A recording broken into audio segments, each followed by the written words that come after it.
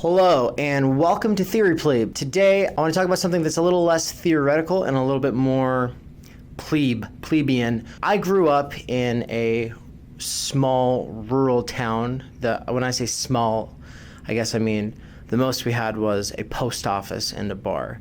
And I was probably 3 miles from there down a dirt road. This is actually not a very strange thing. My story is not that rare, especially in the United States, especially in Texas and Idaho. There are various kinds of flight. You've probably heard of white flight. Real estate agents preyed on the racial fears of white homeowners to get them to sell their homes quickly for less than market value. The homes were resold to non-whites at inflated prices. They would say, we're having black people move in. Now, I will give you cash if you want to sell me your house. Do you want to stay with black people next door to you? A lot of the people just said, yes, I'll take the money and run. There's also what we should call like religious flight, perhaps, specifically fundamentalist religious flight, where people see the deterioration of the quality of life in the city, and they are experiencing a sort of loss of meaning. They see around themselves people who are primarily motivated by whatever it is. It's not very meaningful to them. And this is often where parents will get really into religion. Usually when they've exhausted a lot of other avenues, they'll get into religion. In talking about this group that my parents got involved with, that as a result I was involved with, I'm hoping to get to something bigger and broader. Talking about cults and cult-like behavior and cult of personality is in general, I think, an important thing for us to be doing, especially in the United States, where we kind of have a tradition. It's called the new religion, tradition. Mormons and Scientologists being two of the most successful. Well, the Mormons are fascinating to me because they do seem goofy when you look at the idea that Joseph Smith, who was a 14-year-old, found golden tablets that contained the lost work of Jesus, and only he could read them because he had a magic seer stone. Right. And then when the local townspeople came to see, well, where are these stones? Oh, the angels came and took them away because you did not believe. Like, it's so preposterous. Mormons are really nice people. Totally nice. They are the best cult. But obviously there's less successful ones. There's ones that end in group suicide, like Heaven's Gate. We're going to talk to you about the most urgent thing that is on our mind, and what we suspect is the most urgent thing on the minds of those who will connect with us. We'll title this tape Planet Earth About to be Recycled. Your only chance to evacuate is to leave with us. The 18 men and 21 women whose bodies were found last night just north of San Diego may well have considered that now was the time to leave this world because they had been given the ultimate gift of everlasting life. Well, there's also the international homeschooling cult known as IBLP, or the Institute of Basic Life Principles, or ATI. Training Institute is a fundamentalist Christian sect that has seminars and a homeschool curriculum. Now, Bill Gothard was the sort of patriarch of this organization, and what he would do is travel the country hosting seminars, and some of these seminars would bring thousands of people, and these people, were usually people who had, for whatever reasons, they were coming for answers. And this model of how to live your life was very, very strict, very hierarchical, very authority based. Their central beliefs: men are ordained to be superior over women. Birth control is evil. Father should choose your husband. And television and books are corrupting influences. The two most important concepts probably in this organization were authority and obedience to authority. They would talk about the need to break the will of the child into a disciplined mindset where they will obey authority. I was spanked a lot. I don't really remember if there was ever a time when I wasn't in trouble. I was thought of as like a black sheep. I wasn't the only one. I'm one of 10 children. That's not rare. That's a big part of this particular homeschooling cult, is that you try to take your children out of circulation in the world, try to have them not associate with other children who aren't also a part of this organization, and you homeschool them. This homeschool curriculum, it's like, what to wear, how to act, and there's like a Bible verse for everything. I think that one of the biggest reasons people get involved with an organization like this is fear of the unknown, fear of meaninglessness, and a lack of education, perhaps combined with various disorders that make life in a kind of broader, contemporary, largely secular capitalist society difficult. Now, I say capitalist, and this group was not at all anti-capitalist. They were very pro-capitalist, just like, other bigger groups like Mormonism. But Mormons, in contrast, and we were confused as Mormon all the time, are you Catholic? Are you Mormon? Because when you're walking around, with 9 brothers and sisters, people look and they're like, what is this, But it's not that rare, especially in this state. Well, part of the reason why I think Mormons are a lot more accepted now is they have a more kind of mainstream within their own church now that they've gotten bigger. They still have their own kind of homegrown fundamentalists, extremists. They have their own sorts of terror that gets incubated in, whether it's compounds or just isolated homes, But with my family and with this organization, probably the biggest components of this whole thing, from my perspective growing up, was the authority, obedience, hierarchy. It goes father, mother, and then order and rank has to do with the age of the children in that line of descent.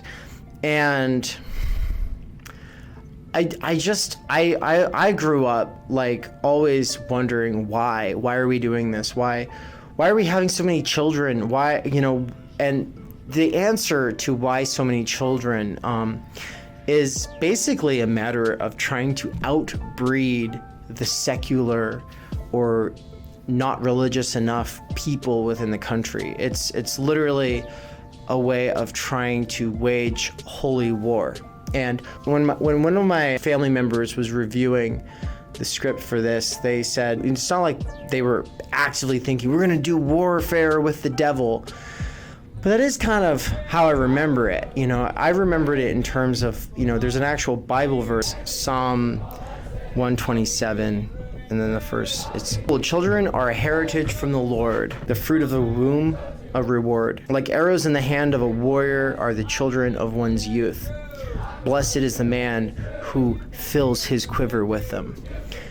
And, in the Institute of Basic Life Principles way of using this Bible verse, it's like having children is a blessing, period. And if you are asking, well, how are we going to take care of this many children? Then you just need to have more faith. Using birth control of any kind is just not having faith. You have to just give yourself wholly to the cause and trust that God will give you as many children as you are supposed to have. So my whole thing growing up was like, if you really love anything, you shouldn't have so much of it that you're not able to actually spend time with the individuals. This was always for me a pretty frustrating thing. Felt like we were all being pretty neglected, our parents were perpetually busy, and that was one of the big reasons that I originally started kind of distrusting the ideology. The other thing that I remember was just like always asking why to questions and being told that I was being rebellious for asking why, but I was just genuinely curious about why we were doing things the way we were doing, when I knew, kind of in the back of my head, that this is just not normal. We were not allowed to hang out with people who were not of the same faith. We were not allowed to skip church. We were not allowed to not partake in waking up early and reading the Bible together. We were forced to sing.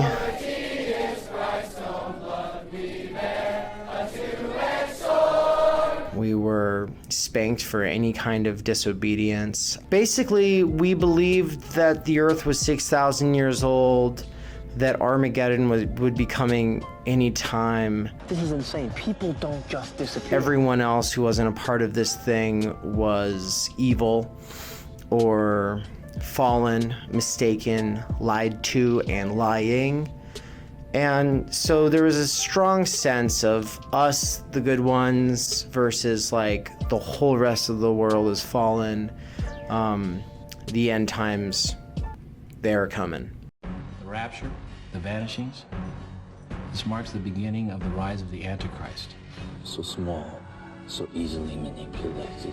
This wasn't all bad. There were good parts. I got to run around in the woods a lot and play and use my imagination outside of structure. There was like the intense structure within the household, and then there was like the utter freedom of running in the woods. Whereas, if I'd gone to a real school, there would have been a broader distribution of power brokers. There would have been more authority figures, some of whom, like you more, some of them don't, some of them are easier to dodge, etc. But no, within this household, it's like my mom is my teacher for everything, and she doesn't know most subjects. And so as a result, my science education was basically watching Ken Hovind videos. Anytime tonight, I would like any one of these gentlemen to answer the simple question: if evolution is true, how does anybody tell right from wrong? And Ken Ham videos. Maybe someday I'll talk more about a lot of this stuff, but for the time being, I'm just gonna say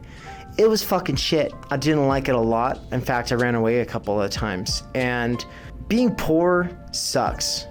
Being a poor kid in like the rural part of this country, that sucks. Being a poor kid in the rural part of this country with a big family and a lot of rules and a really strict atmosphere that really encourages some of the worst aspects of human behavior. That was not fun. What are the key components of a cult?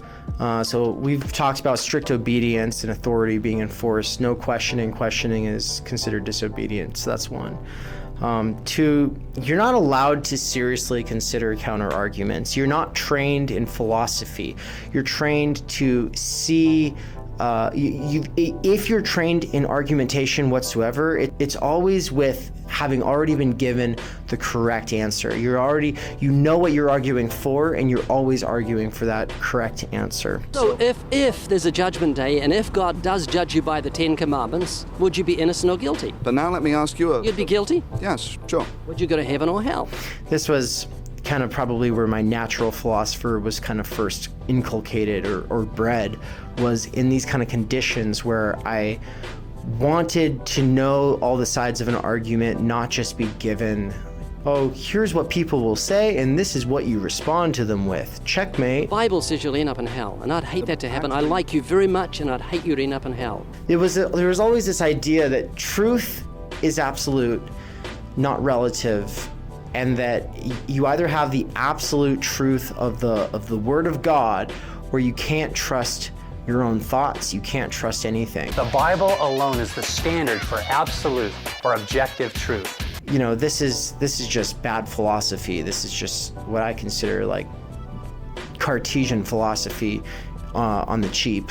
I already touched on us versus them dynamics. That's a huge part of this. Lack of privacy, like the feeling like you're always being watched, like you're going to be ratted on, like your most personal thoughts that you might ever write down will be found and will be used against you. One of the big ones was like no friends or dating outside of the community. You know, some cults, they go a step further and they put everybody in a compound, and kind of the interchanges of children through wedding or whatever is done within the compound, which is super scary, and I'm very lucky to have not had to deal with any of that. But basically, I just want to say that if you're coming from that kind of a background, just know that there's so much more, that you don't have to do it like I'm doing it. You don't have to do it like how anyone else is doing it, because your own experiences are your own. They're very different than anyone else's. But if you are a part of IBLP or any kind of similar organization, just like what I would recommend is to look into survivor groups online and to enter those, and just keep in mind that like everyone is on a kind of different path. There is no one right way to leave these things, whether you have to cut off your family or not, whether it means you leave religion or not.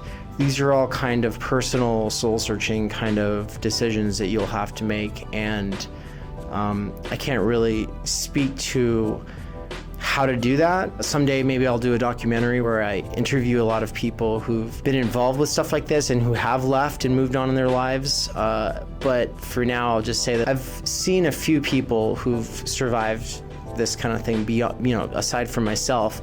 It looks like one of the big ones is to like not run away, not try to forget. That was a big lesson for me, is like spend time thinking through what you were taught and questioning it critically, and don't rush. If you're raised in a household like this, you're taught to always have the right answers and to feel insecure if you don't automatically know what is the absolute truth of something. And I would just say, like, remember that for it to be true faith, you have to be okay with uncertainty, because it's not faith if there's not uncertainty. Faith can only come if there is uncertainty. So give yourself a break and allow yourself to be uncertain, and then practice critical thinking and learn some of the rules of logic. If you don't think that critical thinking and logic are good, or if you've been trained to think that those are bad, you might want to think about why it is that a supposed faith-based ideology is so insecure about you being able to experience uncertainty and to use the tools for trying to derive more cogent or correct or true worldviews, thoughts, statements, etc.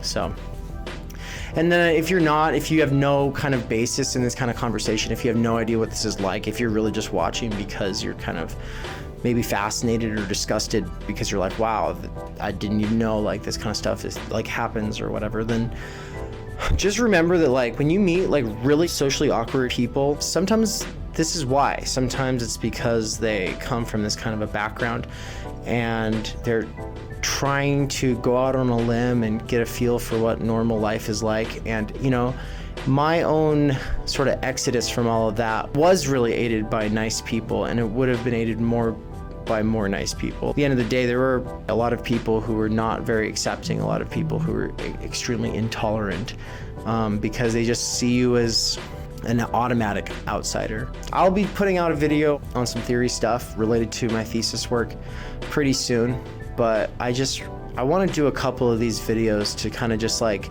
establish kind of where the plebe in theory plebe comes from, and why critical thinking and challenging authority and trying to understand how common sense, widely proliferated ideology, as well as reactionary extremist ideology, should all be held up to critical inspection, and or at least why I personally value that to the degree that I do. Thank you for tuning in. If you made it this far, make sure to push like. Over and out. Thanks.